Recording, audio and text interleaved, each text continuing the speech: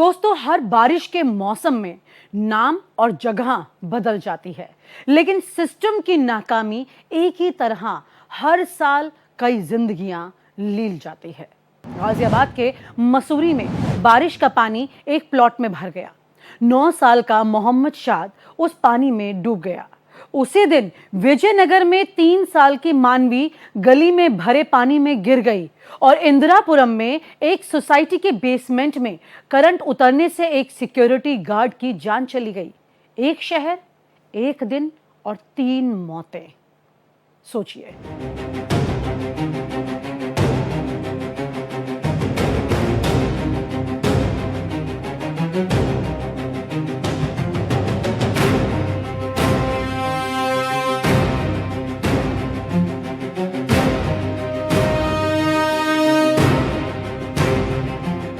आप ये खबर टीवी पर देखते हैं तो आपको गुस्सा आता होगा, आखिर ये हो क्या रहा है। दिल दहल जाता है और फिर अगले ही पल एक बेचारगी घेर लेती है आपको, क्योंकि आपको पता ही नहीं कि ये गुस्सा आखिर किसके खिलाफ है। उस बिल्डर के खिलाफ जिसने नाले पर इमारत खड़ी कर दी, उस अफसर के खिलाफ जिसने फाइल पर दस्तखत कर दिए, और उस ठेकेदार के खिलाफ जो मैन होल का ढक्कन खुला छोड़ गया, या अपने ही खिलाफ, क्योंकि आप जानते हैं कि अगली बारिश में कुछ भी नहीं बदलने वाला। बेंगलुरु में हर साल मॉनसून में शहर डूब जाता है। गुरुग्राम हर बारिश में तालाब बन जाता है। दिल्ली एनसीआर में हर साल वही अंडरपास, वही सड़कें और वही मौतें होती हैं। और हर साल मॉनसून बीतते ही ये मुद्दा सब भूल भी जाते हैं। अगली जुलाई तक के लिए ऐसा ही कुछ। आज तीसरी आंख में हम ये सारी पड़ताल आपके सामने लेकर आ रहे हैं। ये पूरी जंजीर खोल देंगे। कौन है जिम्मेदार इसका, वो आपको बता देंगे। कौन बच निकलता है और आम आदमी की बेबसी कहां पर दब कर रह जाती है।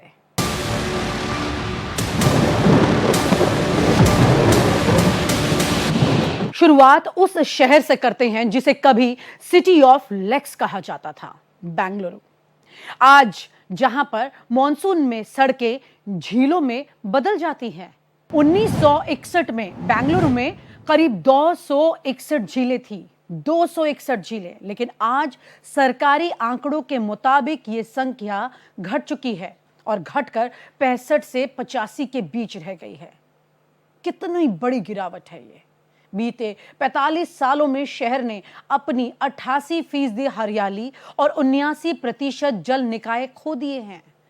झीलों के करीब 184 एकड़ क्षेत्र पर कहीं ना कहीं कोई ना कोई इमारत आज खड़ी हुई है और शहर के डिजास्टर मैप में कुल 134 फ्लड प्रोन पॉइंट बने हुए हैं। 16वीं सदी में शहर के संस्थापक केम्पेगौड़ा ने इन झीलों को आपस में एक नेटवर्क की तरह जोड़ दिया था, ताकि एक झील भरने पर अगली झील में पानी चला जाए।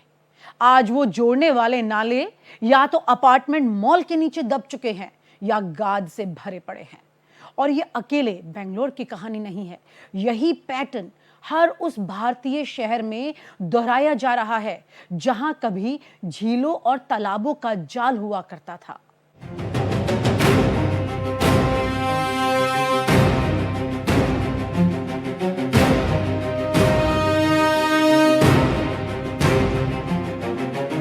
बेंगलोर में जो अतिक्रमण है झीलों का, या फिर वहाँ पर बाढ़ के मैदान जो है उनका, फ्लड प्लेन्स, उनका जो अतिक्रमण है, मुझे ऐसा लगता है कि ये किसी एक एजेंसी को इसके लिए रिस्पॉन्सिबल कहना ठीक नहीं होगा, परंतु ये जो दशकों से जो डिफरेंट एजेंसीज को कोऑर्डिनेट वे में काम करना चाहिए था, उसकी कमी है। और ये केवल बेंगलोर की बात नहीं है, सभी जगह ये कमी होती है जिसके कारण प्रॉब्लम होती है। जैसे कि कोई अगर कॉलोनी बसाई जा रही है तो उस कॉलोनी का पानी कहाँ जाएगा, जल निकासी कैसे होगा, पानी बारिश कितनी होती है, कितना पानी जमा होता है, और इसको जो मेन ड्रेनेज सिस्टम है, ये स्टॉर्म वाटर ड्रेनेज सिस्टम, उससे कैसे इंटीग्रेट किया जाएगा, उसकी कमी है। और उस कारण से सिर्फ बेंगलोर नहीं, अन्य शहरों में भी ये प्रॉब्लम देखी जाती है। शासन प्रशासन ग्रेटर प्राधिकरण के द्वारा वादे किए जाते हैं कि हम जो नालों की सफाई है वो 90% कराएंगे, कभी भी नहीं होती। केवल झूठ और झूठ। बड़े नाले हैं उनका तो दिखावे के लिए कार्य होता है, जो छोटे नाले हैं, अभी भी मैं दिखा सकता हूँ आपको गिरना शहर में कि कितने नालों की सफाई हुई है। नाले पूरे गंदगी से भरे हुए हैं। जो बारिश आती है उसका पानी उसमें निकल नहीं पाता है। और वादे किए जाते हैं कि गिरना शहर में जो सीवर है, सीवर की जो समस्या है, ये बहुत बड़ी समस्या है। अगर एक बार सीवर लाइन टूट जाए तो कई सालों साल यही पड़ी रहती है। और यहाँ पे सीवरों में जो काम कराया जाता है उनके पास में किट तक नहीं होती है। किट होनी चाहिए। मैंने बहुत से हादसे होते हुए देखे, बहुत से लोग उसमें सीवरों में गिर के मर भी जाते हैं। गरीब लोग होते हैं, बेचारे गरीबों के खिलाफ FIR हो जाती है, अधिकारियों के खिलाफ कुछ नहीं होता है। जबकि जो कार्रवाई है वो अधिकारियों के खिलाफ होनी चाहिए, क्योंकि सारी जो देख रेख करता है वो अधिकारी करता है। बिल जो बनाता है वो अधिकारी बनाता है, ना कि कर्मचारी बनाता है, ना कि बेचारा गरीब आदमी बनाता है। तो इस तरह की जो कार्रवाई जो हादसे होते हैं उस पर जो है अधिकारियों पर कार्रवाई होनी चाहिए।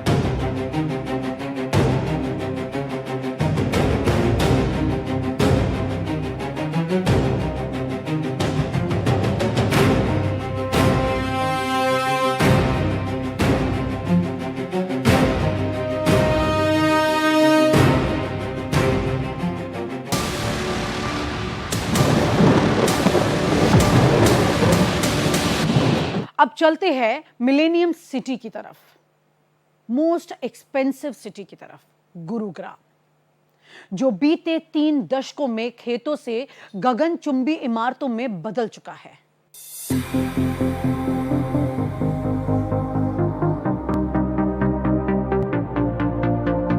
गुरुग्राम में सालाना औसतन सिर्फ 600 मिलीमीटर बारिश होती है, जबकि कोची में यह आंकड़ा 2000 मिलीमीटर से ज्यादा है।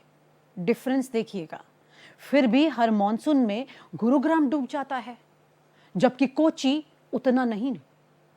गुरुग्राम अरावली की ढलान पर बसा है, जहां पानी नजफगढ़ झील और बादशाहपुर नाले के जरिए साहिबी नदी के जल क्षेत्र में निकल जाता था। मतलब निकासी की जगह थी, लेकिन बीते 3 दशकों में इन प्राकृतिक जल मार्गों पर सेक्टर बसते चले गए। यहां भी बसावट हो गई है पूरी तरह से। सुखराली तालाब जैसे कैचमेंट एरिया में इमारतें खड़ी हो चुकी हैं। गोल्फ कोर्स रोड, इफ्को चौक, साइबर हब, ये तमाम ऐसे महंगे इलाके हैं जो मॉनसून में जमकर जलमग्न हो जाते हैं।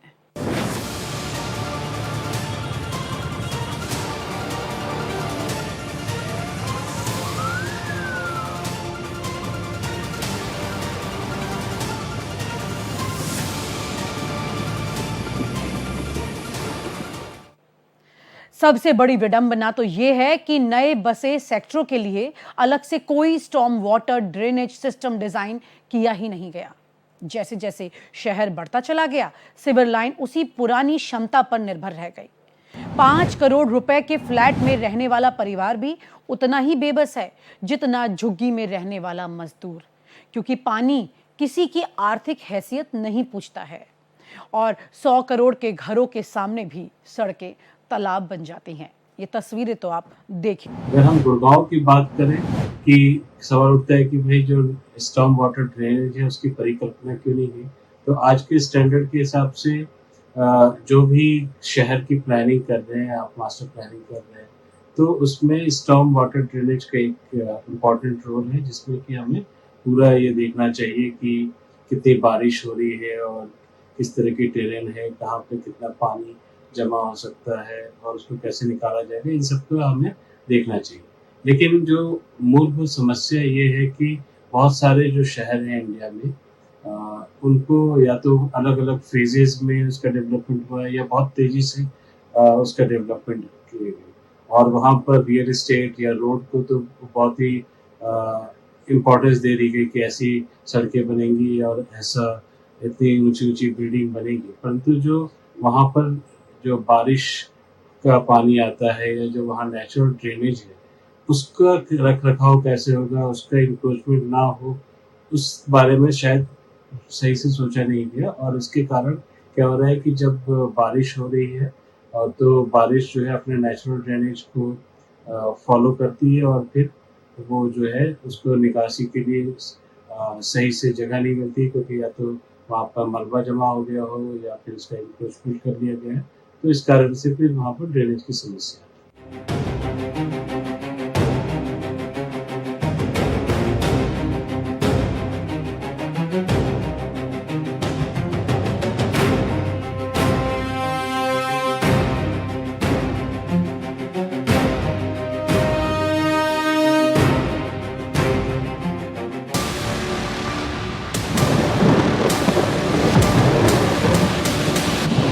और अब बात देश की राजधानी दिल्ली और उससे सटे दूसरे शहरों की, जहां हर साल मॉनसून एक ऐसी सुर्खियां बनकर आता है जिसमें कई सारे जानलेवा हादसे होते हैं। एक जमाना था जब आप हिंदी फिल्में देखते थे और ये समझते थे कि मॉनसून बहुत खूबसूरत समय होता है, लोगों का मन बदल जाता है। लेकिन आज लोगों के दिलों में डर बैठा हुआ है। गाजियाबाद में जल भराव और करंट लगने से 4 लोगों की मौत हो गई, जिनमें से 2 मासूम बच्चे थे। स्थानीय लोगों का आरोप है कि मुख्य नाले पर अतिक्रमण की वजह से पानी की निकासी नहीं हो पाई। इंदिरापुरम में एक सोसाइटी के बेसमेंट में करंट से गार्ड की मौत हो गई। नोएडा में एक युवक की मौत खुले नाले में गिरकर हो गई। दिल्ली में प्रशासन का दावा है कि इस बार डीडीए ने रिकॉर्ड 57,000 मीट्रिक टन गाद निकाल ली है। 90% बड़े नालों की सफाई भी दावे के साथ पूरी हो चुकी है। लेकिन फिर भी जुलाई के महीने में पिछले 3 साल में सबसे ज्यादा बारिश रिकॉर्ड हुई। नतीजा, पुराने अंडरपास और सड़कें पानी में डूब चुके हैं।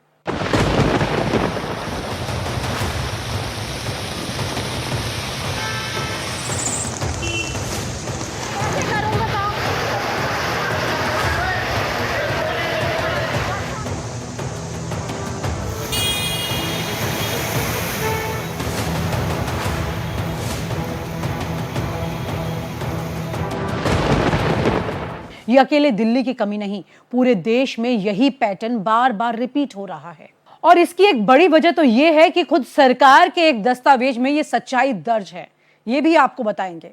जल शक्ति मंत्रालय ने खुद एनजीटी को बताया था कि नमामि गंगे मिशन का काम इसलिए धीमा रह गया क्योंकि डीपीआर यानी कि डिटेल्ड प्रोजेक्ट रिपोर्ट की गुणवत्ता ही खराब थी।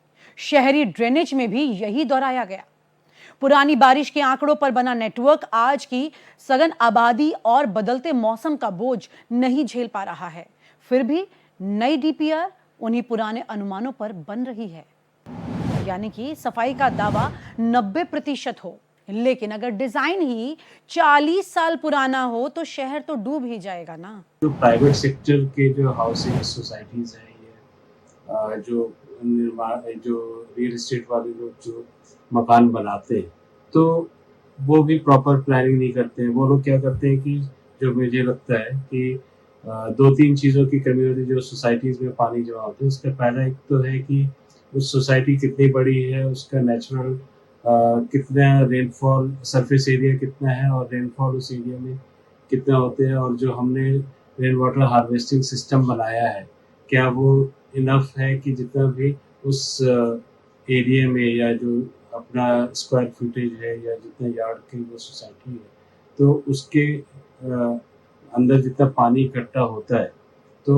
वो जो है पानी निकासी के लिए पर्याप्त है कि नहीं, जो हमने रेन वाटर हार्वेस्टिंग सिस्टम बनाया है। दूसरी बात ये है कि कई बार हम इंटरनल ड्रेनेज तो बना देते हैं, बट उसको जो मेन मानने की जो मेन ड्रेनेज है, स्टॉर्म वाटर ड्रेनेज, उससे इंटीग्रेशन उसका हुआ कि नहीं हुआ, ये भी समस्या रहती है।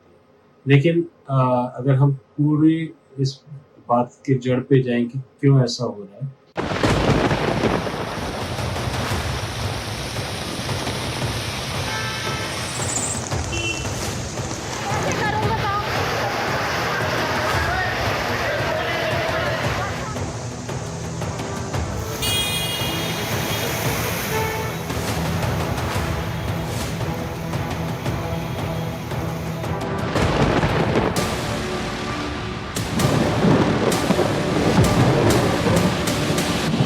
अब उस सवाल पर आते हैं जो शायद सबसे ज्यादा आपको गुस्सा दिलाता है।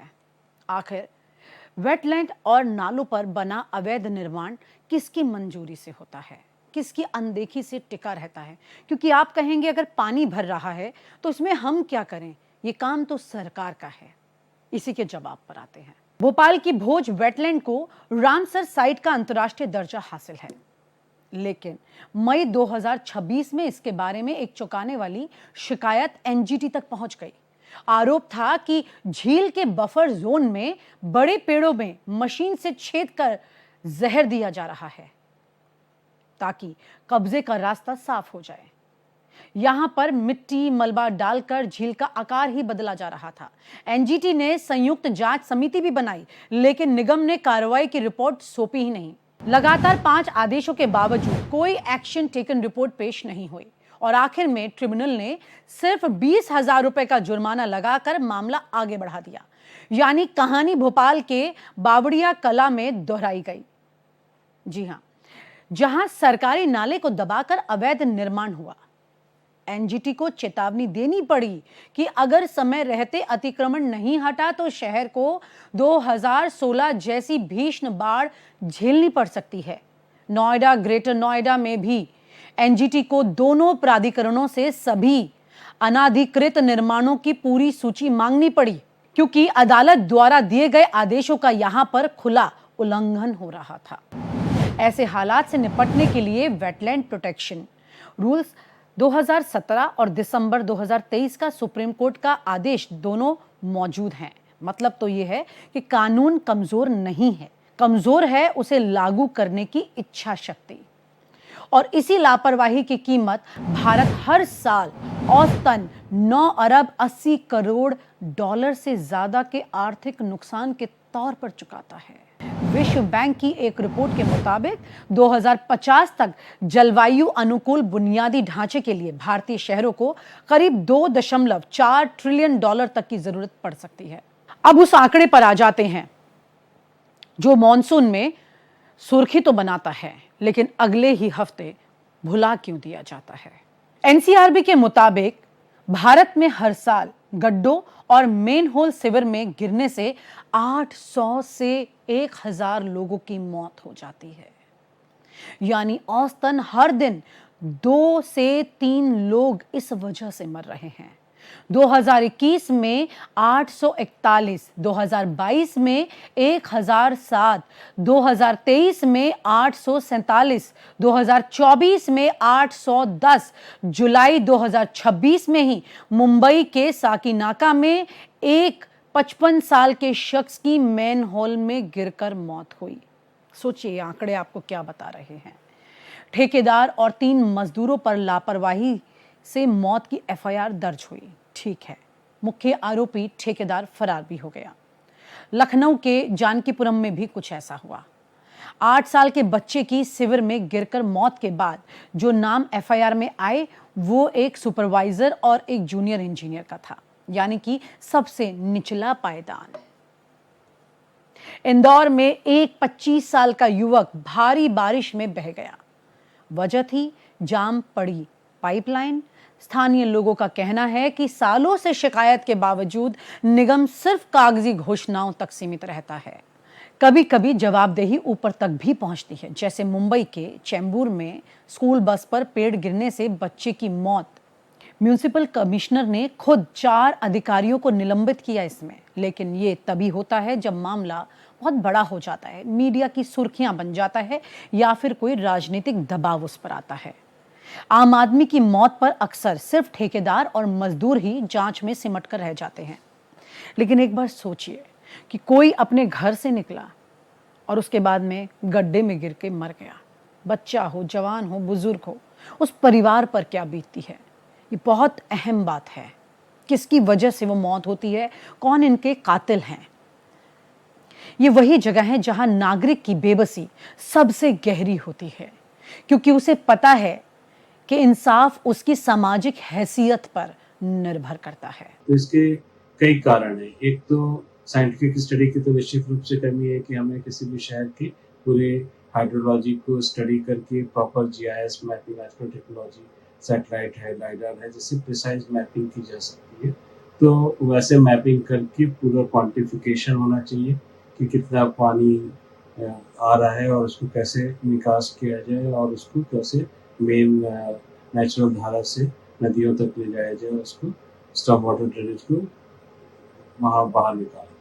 दूसरा जो क्लाइमेट चेंज भी एक बड़ी समस्या है कि हो सकता है कि जब सिटी की प्लानिंग हुई थी तो उस अमाउंट में बारिश नहीं होती थी, परंतु अब क्लाइमेट चेंज के कारण या तो इंटेंसिटी बढ़ गई है या उसकी अमाउंट बढ़ गया है, तो ओवरऑल ड्रेनेज तो प्रॉपर बना था, बट इतनी तेज बारिश हो जाती है इतनी इंटेंसिटी के साथ कि जो अमाउंट ऑफ वाटर इकट्ठा होता है उसको निकलने की समस्या रहती है। और तीसरा जो प्लानिंग में कमी तो है ही और इंक्रोचमेंट की समस्या तो है। तो अगर इन तीनों चीज़ों को के हिसाब से किसी भी शहर को, जिसमें कि हम आगे शहर को बसा रहे हैं, कोई इलाका बसा रहे हैं, तो ना केवल आज की आबादी के हिसाब से परंतु आने वाली आबादी के हिसाब से हम प्लान करें कि किस टाइप के स्ट्रक्चर की हमें ज़रूरत पड़ेगी और पूरे प्रॉपर मॉडलिंग करें तो शायद इस समस्या में कमी आ सकती है।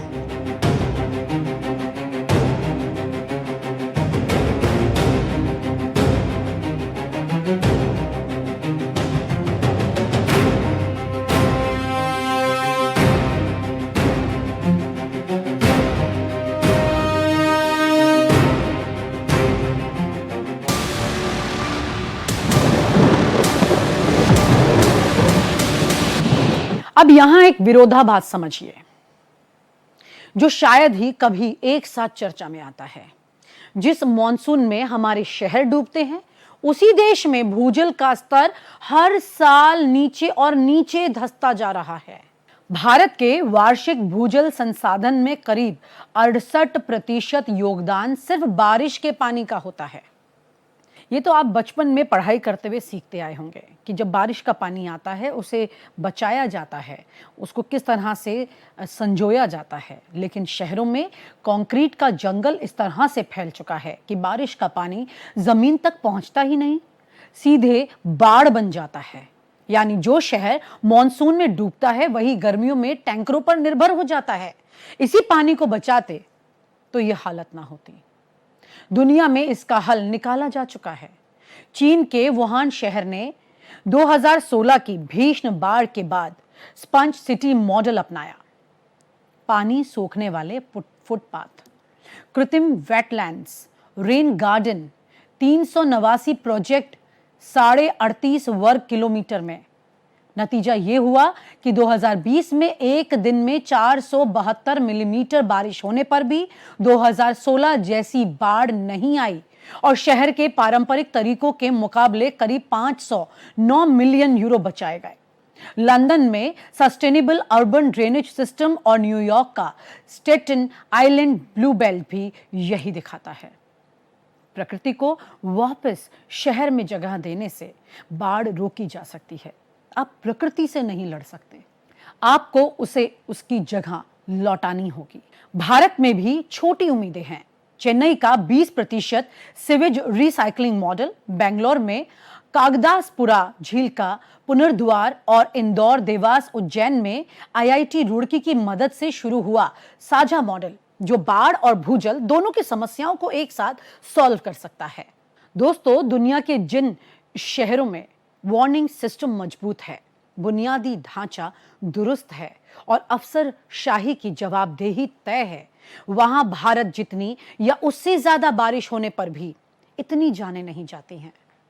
तो समस्या ये नहीं है कि प्रकृति हमारे साथ कठोर हो गई है। सवाल तो ये है, क्या हमने अपने सिस्टम को उतना मजबूत बनाया है जितना एक आदमी की जान बचाने के लिए जरूरी था? और जब तक हर मंजूरी के पीछे एक नाम, एक जिम्मेदारी तय नहीं होगी, तब तक ना तो हमारे शहर बचेंगे, ना वो हजारों जानें जो हर मॉनसून में चुपचाप गुम हो जाती हैं, खत्म हो जाती हैं। लेकिन आपकी बेबसी का एक जवाब है, चुप मत रहिए। अपने इलाके के अतिक्रमण, अपने नाले की सफाई, अपनी शिकायत का रिकॉर्ड नंबर सब कुछ दर्ज कराइए और उसका जवाब मांगते रहिए। क्योंकि यकीन मानिए, अगर सरकार की तरफ से या फिर प्रशासन की तरफ से कोई लापरवाही हो भी गई तो आपके पास सबसे बड़ी ताकत है, क्योंकि आप इस देश के नागरिक हैं। ये सब कुछ आपके लिए होना चाहिए, क्योंकि जिस दिन हर नागरिक अपनी शिकायत का हिसाब मांगना शुरू कर देगा, उस दिन जवाबदेही टलने की जगह टिकने लगेगी। तीसरी आंख में आपके लिए जनहित के ऐसे ही मुद्दों का सिलसिला लगातार जारी रहेगा। अब देखना मत भूलिएगा भारत एक्सप्रेस पर तीसरी आंख।